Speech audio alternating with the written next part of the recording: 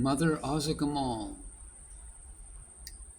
To return to the birth of Ramana, the year is 1879, and the place is Tiruchuzi, a small, obscure village in Tamil Nadu, South India. It is the day of the Ardra Darshan, a festival which celebrates that ancient eternal moment when Lord Arunachala Shiva appeared from a primordial, infinite, fiery pillar of light to destroy the egos of warring gods and give them enlightenment.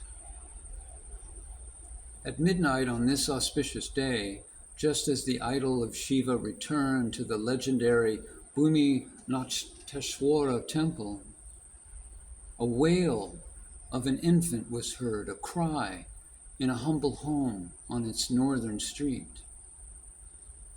Mother Azhagammal had just given birth to a baby boy who in time would be known to the world as Bhagavan Sri Ramana Maharshi. Named Venkataraman as a child, the history of Bhagavan clearly shows and proves that the aspects of fire and light were very important throughout his life. His mother conceived many times. It was only when she was bearing Bhagavan that she had a burning feeling in her stomach. To soothe it, a traditional paste of neem and bilva leaves had to be applied daily on her stomach. Later, when the child was born, the blind midwife saw a brilliant light. From his years of innocence, Venkataraman could hear the sound Arunachala, Arunachala within himself. The sound stayed with him all the time, but he did not know what it was. Later, when he became a great master, he was asked about it. If you could hear the sound all the time, why did you not ask people about it? Why did you not seek an explanation for it? Bhagavan replied, would someone go about checking with people if they breathe? It was built into my system, and I thought everyone could hear it too.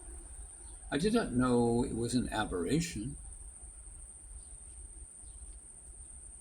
Similarly, Swami Vivekananda used to see a blue light between his eyebrows from his childhood.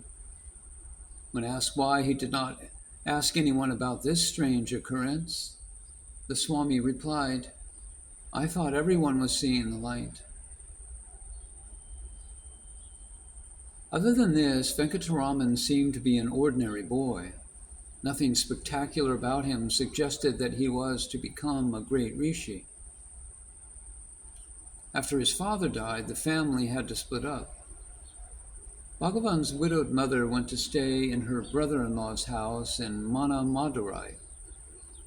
Venkataraman was sent to study in Madurai, about 30 miles from Tiruchui. In Madurai, Venkataraman studied in the American Mission School. Strangely enough, he had not read any Hindu scriptures. He had only read Periya Puranam, a devotional composition on the lives of the 63 saint devotees of Lord Shiva. He himself later said, I did not know any terms from philosophy or spirituality. Brahman, Atman, Samadhi, Jnana, self, mind, nothing. In Madurai, at the age of 16, he had a death experience.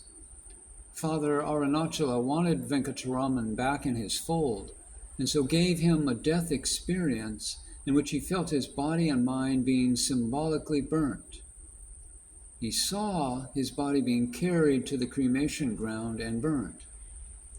The burning feeling continued till he ran away from Madurai to Tiruvannamalai, entered the Arunachala Shiva temple, embraced its Agni, its fire lingam, and said, Father, I have come at thy bidding.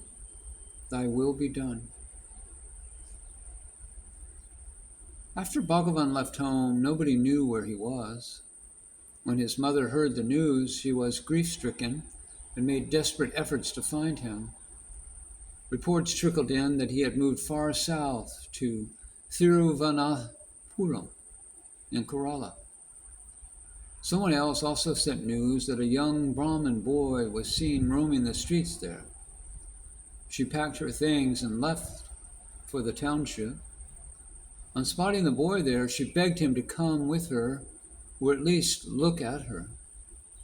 However, he ignored her and fled. She was sure that he was her Venkataraman.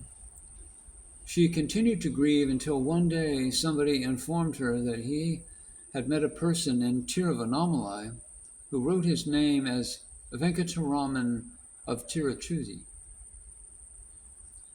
Encouraged by this news, she sent her brother-in-law, a soft-hearted man, to look for her son in Tiruvannamalai. On his return, he confirmed the news. Yes, I saw Venkataraman.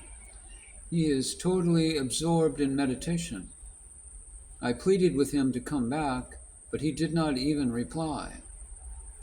There was no response. He was just like a rock. Confident that he would not reject her pleas, Mother Azhagammal decided to go and beg him to return. It was 1898, 2 years after Bhagavan had left Madurai and come to Tiruvannamalai. Bhagavan was seated on a rock at Pavazakundra, a small hillock in Tiruvannamalai. On reaching there, his mother pleaded with him, "Come back home. I will not disturb you. I will feed you because you are uncared for here. I will attend to your body. I will not interfere in your life. You can continue your spiritual life there. Please come back." There was absolutely no response from Bhagavan. Rock-like he remained, motionless and still. One of his devotees, a senior devotee, Murunganar, used to say, "Even a big boulder on Arunachala may move sometimes, but Bhagavan will not move. You cannot move Bhagavan." One day, some residents of Tiruvannamalai who had been seeing this old woman crying all the way up the hill and down reproached the young ascetic, Bhagavan. "Why don't you give a reply? Either accept or decline. We have been observing this lady cry for the last 3 days, and you do not even reply." Relenting, Bhagavan wrote a reply on a piece of paper. This reply to his mother is his first written teaching. He wrote, "The ordainer, prevailing everywhere, makes each one play his role in life according to his karma. That which is not destined will not happen despite every effort. What is destined to happen is bound to happen. This is certain. Therefore, the best course is to remain silent." At face value, this looks like a reply rejecting his mother's pleas. However, these words bear a deeper meaning. That which is not destined will not happen despite every effort. What is destined to happen is bound to happen. Then, what is the role of an individual? If everything is predestined, and everyone is acting according to how he or she is being directed to act, then what is the reality of the individual? This doubt raises the fundamental question, who am I? With the next sentence, "This is certain," Bhagavan gives a stamp of authority, certainty, for the mind needs the anchor of certainty. So the last sentence is, "Therefore, the best course is to remain silent." To remain in silence is a positive step towards surrender. The first step is to surrender. Surrendering in silence is the guiding force that helps one begin the quest for the self. One cannot do this with a disturbed mind. We all need to contemplate on the hidden wisdom in this first initiation or teaching, this upadesa. When we read about the life of a saint, not like a novel or a historical narrative, but with reverence and devotion, a sentence, even a word, can guide us. This first teaching, which Mother Azhagammal brought out from Bhagavan Arunachala Ramana, is a most important and powerful one. Jesus Christ said to his mother, "Woman, what have I got to do with you? I have come to do my Father's business." Bhagavan, through his note and his action, seems to be similarly telling his mother, "I have got this work of my Father to spread his message that his true state is the silence which is hidden in the heart of everyone, and that humanity has forgotten it. I have to remind them that Arunachala is the unconditioned awareness of I am in each one's heart. The mind clouds it now.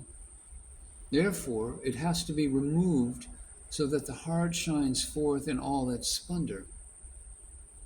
This is my Father's business. So, O Mother, you too accept it."